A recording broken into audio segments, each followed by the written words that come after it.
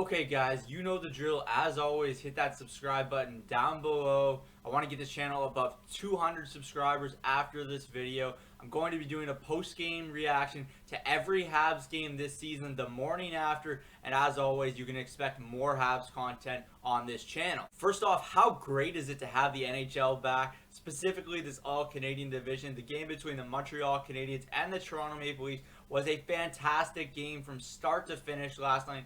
The pace just didn't give up. I thought the teams were tentative at the start, but as they moved along in the game opened up a bit and there was chances to be had on both sides of the ice. After each game, I'm going to talk about some of the Habs things that I really liked and some things that I think could use improvement moving towards the next game. So let's start with what I liked. What I really liked from this game was the impact that Josh Anderson made right off the hop. This is the type of player that the Canadiens thought they acquired when they traded him for Max Domi this summer. And the question was, is he going to be healthy? And I think after game one, the answer is an astonishing yes. Both goals that Anderson scored on the night showed off his unique skill set. First off, we had a goal drawn up off of a face-off play. When's the last time you saw a Habs goal been drawn up after a face-off play?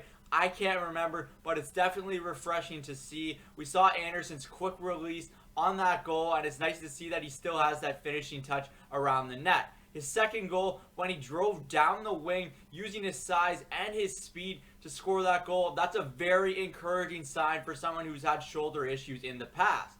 Nick Suzuki started this campaign where he left off last year and was one of the best players on the ice. It's very encouraging signs for the Montreal Canadiens if Nick Suzuki is going to make the impact that he did on opening night with 2 points and some fantastic plays on both sides of the puck. We saw his defensive impact and we saw his offensive impact. I think you're starting to see the development of a fantastic two-way centerman. If you thought a rookie would be nervous in his NHL debut, well, that just was not the case with Alexander Romanov on the Montreal Canadiens blue line. Romanov finished the night with over 21 minutes of ice time, and it showed because Claude Julien had an immense amount of trust in him, and I think Luke Richardson is really going to like working with him on the Canadiens blue line.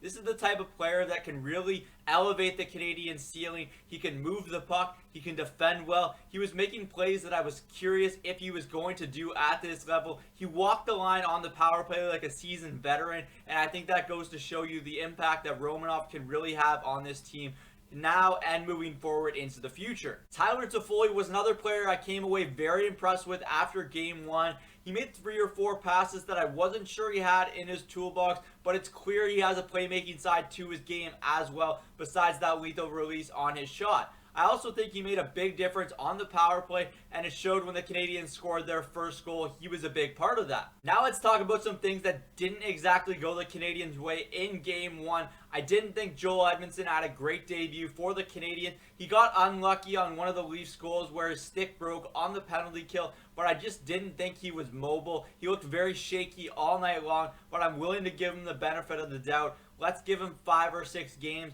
and I know the Canadiens might not have that luxury in such a short season, but he does need time to get accustomed to the Habs system. Edmondson is expected to make a big impact on the Canadiens' penalty kill, and I wasn't impressed with that on game one either. I thought the Canadiens needed to be a lot more aggressive on the penalty kill, like they've been saying headed into the season. They had a plan. They were going to be a lot more aggressive on the PK this year, and I don't think that came to fruition on game one. You also can't be taking dumb penalties like they did against Austin Matthews, William Nylander, John Tavares, and Mitch Marner. It's not going to work out in your favor a lot of the time. That's it for me today from Cook's Corner. Comment down below your thoughts on the Canadiens' game 1 overtime loss to the Toronto Maple Leafs. Next up for the Habs is 2 games in 3 nights against the Edmonton Oilers.